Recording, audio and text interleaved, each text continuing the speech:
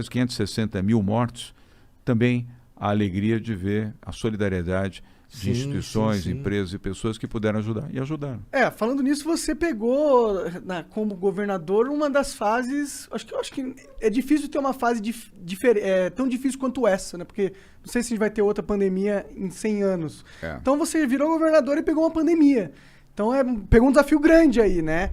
E você teve que tomar decisões difíceis. Você foi muito criticado por decisões. E qualquer decisão que você tomasse, você ia ser criticado. De um lado ou de outro. Ou de outro, né? Verdade. Mas é um dilema. São aquelas situações que você imagina você não queria ter que tomar. Fala, puta, que decisão de merda que eu tenho que fazer, sabe? Ou eu me fodo ou eu me fodo. O que eu faço? Como que foi pra você? Tipo, ter que decidir se fechava ou não tudo, se abria. Como que é? Monark, eu fiz a decisão pela vida. Era difícil, porque tinha economia também. Mas eu preferi optar pela vida. E eu acho que eu fiz certo. Porque se nós não tivéssemos fechado, feita a quarentena, São Paulo foi o primeiro estado do Brasil a fazer quarentena. Olha o tamanho da dificuldade.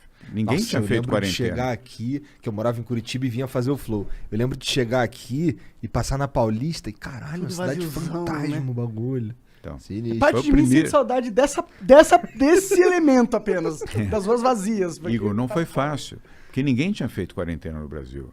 O primeiro estado que fez foi São Paulo. O primeiro estado que tornou obrigatório o uso de máscara, estou com a minha aqui no bolso, foi São Paulo. Até hoje é Isso obrigatório. daí foi logo depois que o Supremo... Foi em março. Disse que os governadores poderiam tomar suas próprias medidas e tal.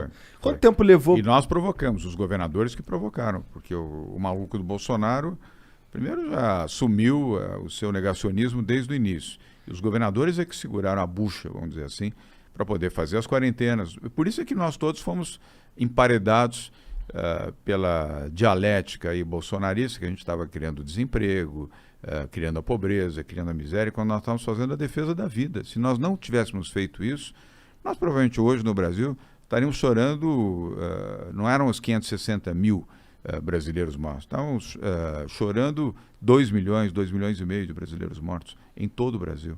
Então eu fiz a opção pela vida. E obviamente que eu sei o desgaste. Um monte de hospital, de campanha, rolou tudo isso. Muitos. E mesmo assim... Muitos, tanto a prefeitura, e o Bruno ainda em vida fez isso, nós fizemos também. Nós dobramos. São Paulo tinha, no início da pandemia, nós tínhamos 3.180, eu sei de cor o número, leitos de UTI. E já era a cidade com o maior número de leitos de UTI na América Latina. Hoje nós temos 7.500 leitos de UTI.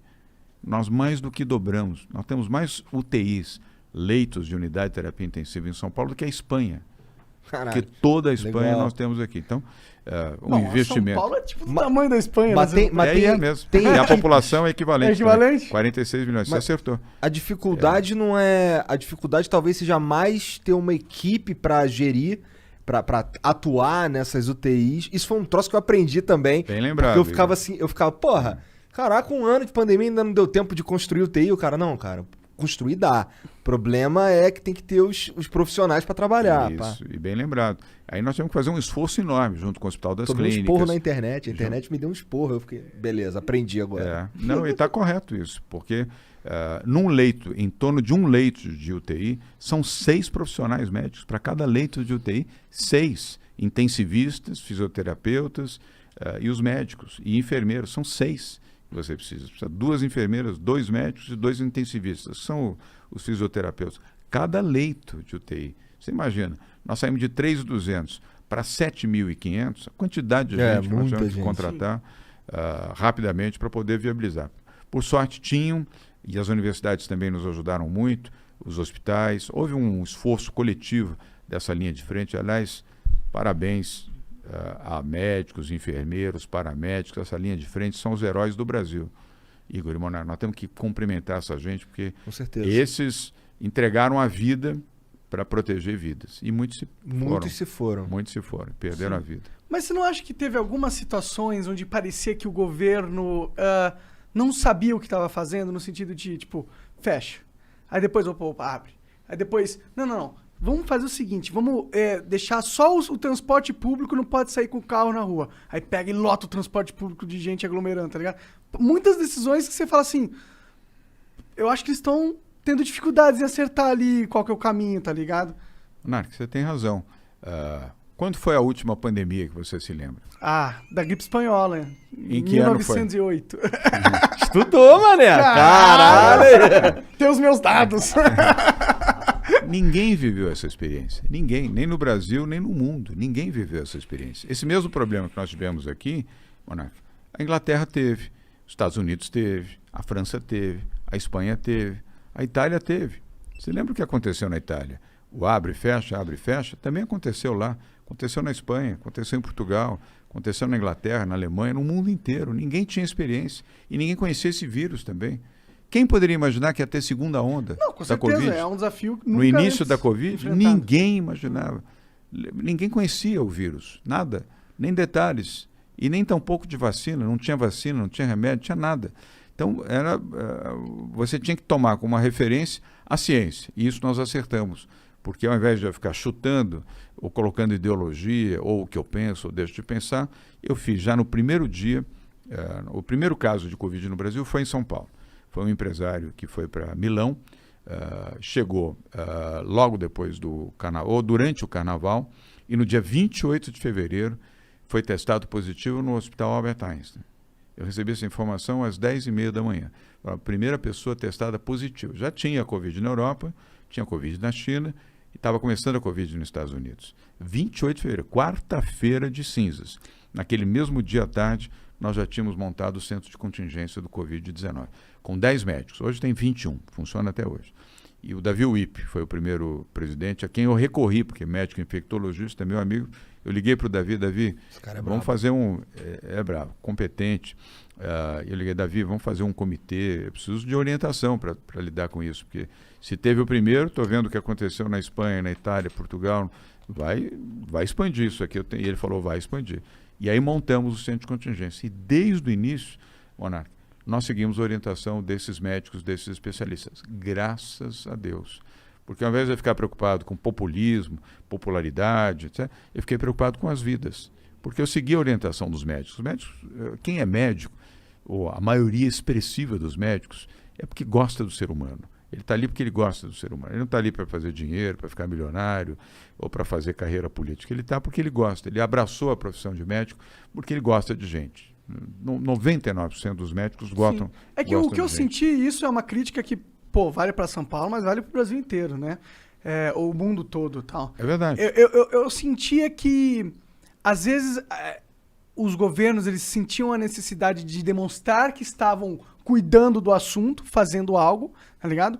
Mas eles não sabiam como cuidar, tá ligado?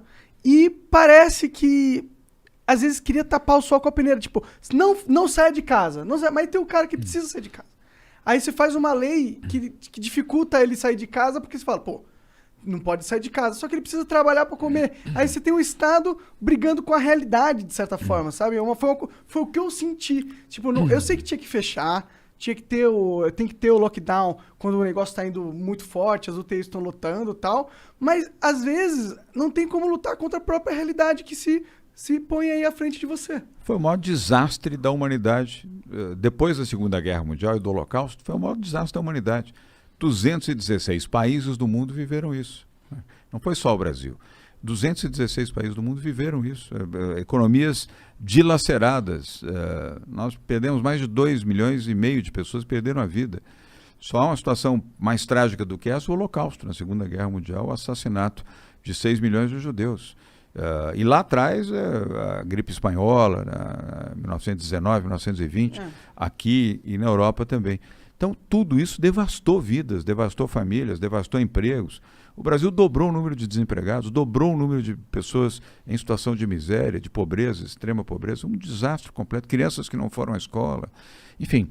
Mas tudo isso foi fruto da pandemia, né? Fruto da Covid, não foi de uma decisão do governador ou do prefeito, foi uma circunstância triste, dura, difícil, e graças a Deus, deixa eu bater aqui, estamos superando, porque queda no número de infecções, queda de casos, portanto, queda de internações, queda de leitos de UTI, e estamos flexibilizando. Agora, começando a voltar gradualmente, de forma segura, Igor, à normalidade. As UTIs aqui em São Paulo estão num nível seguro? Menos de 50%.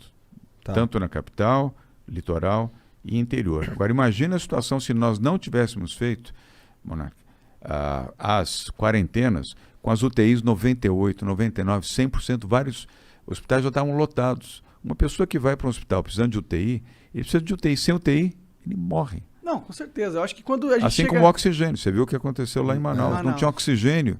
Pessoas morrendo em casa, morrendo em carro, morrendo na porta de hospital, porque não tinha... A situação parece coisa de filme. Sim, é Mas terror. foi é um uma filme de triste terror realidade. horrível, sim. Foi uma triste realidade. Imagine se aqui nós não tivéssemos feito esse cuidado. Que é muito maior, de, olha, né? fiquem em casa, usem máscara, façam o trabalho virtual, porque se uma pessoa chegasse no hospital, com o hospital lotado de UTI, sem o respirador, a sua vida ia durar mais 1 hora.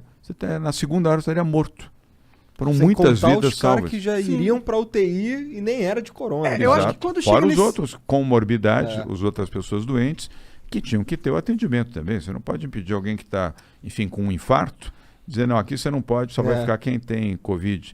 Você tinha que, na UTI, você tinha que Cara, fazer esse situação atendimento. fudida. Nós não com tivemos. certeza. Tem que E como escolher o a Monarca vida, falou, imagina. a situação entre a morte e a morte, ou entre o mínimo da possibilidade de viver e a morte. É o que você falou.